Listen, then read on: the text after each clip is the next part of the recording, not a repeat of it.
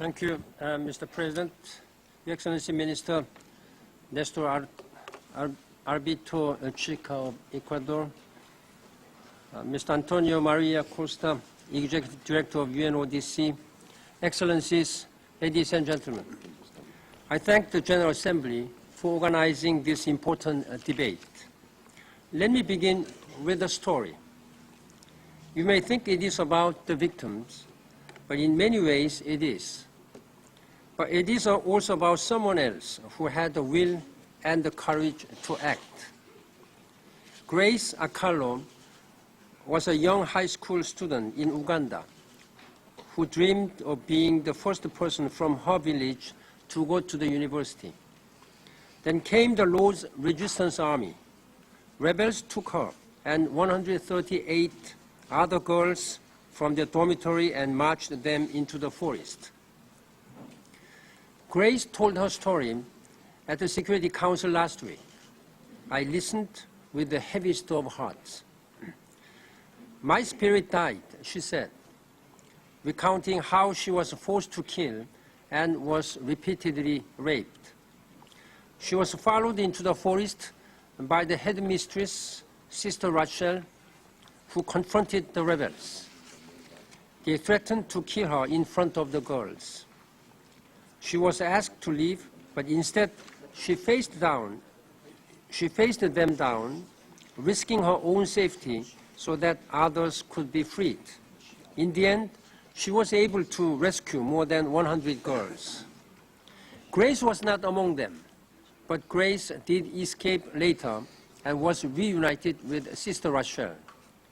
Ladies and gentlemen, if this seemingly powerless educator from Uganda could face down armed rebels, surely we in this room can stand up to this threat with a bold and decisive action. Trafficking in weapons, drugs, and blood diamonds has long been on the UN agenda. Now we must add people to that list. I spoke just now about Uganda, but examples could be drawn from any of a number of countries from Asia, across the Americas, to Europe. Billions are bought and sold like a chattel, and most of them women and children.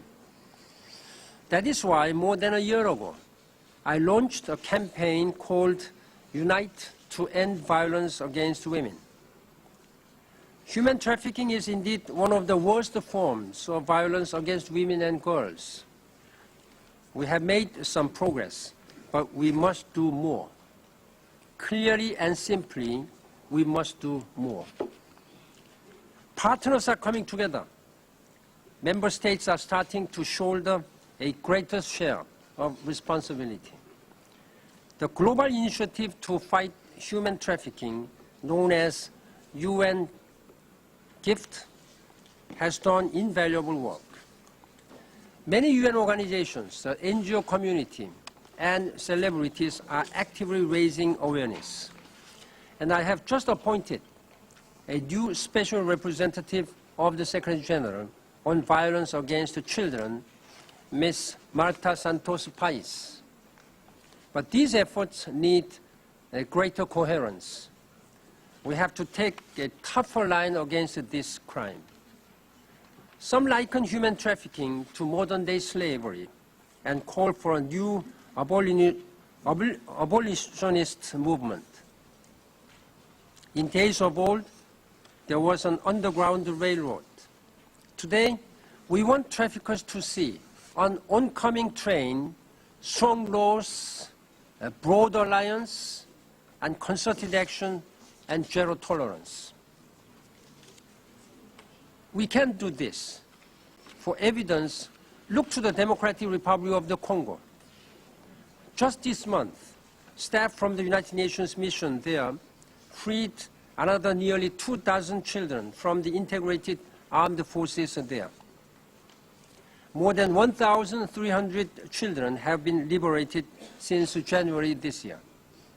Excellencies, this meeting is a call to action. First, We need to criminalize human trafficking. All countries must ratify the UN anti-trafficking protocol. Second, we must prevent victimization by teaching people about their rights and protecting them. Third, we need reduced demand. Fourth, there must be an end to impunity.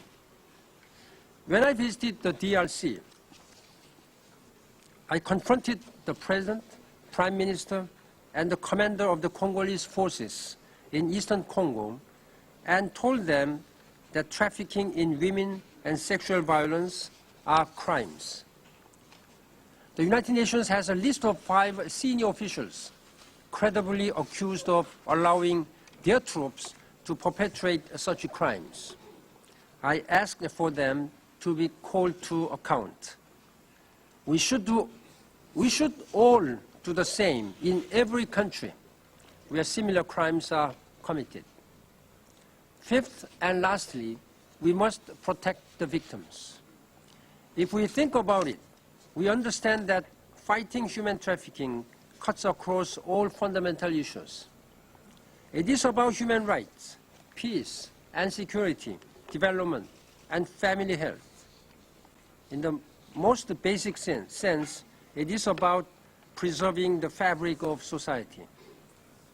That is why, to succeed, we have to mainstream our fight against human trafficking into broader programs, from poverty reduction to reducing gender discrimination.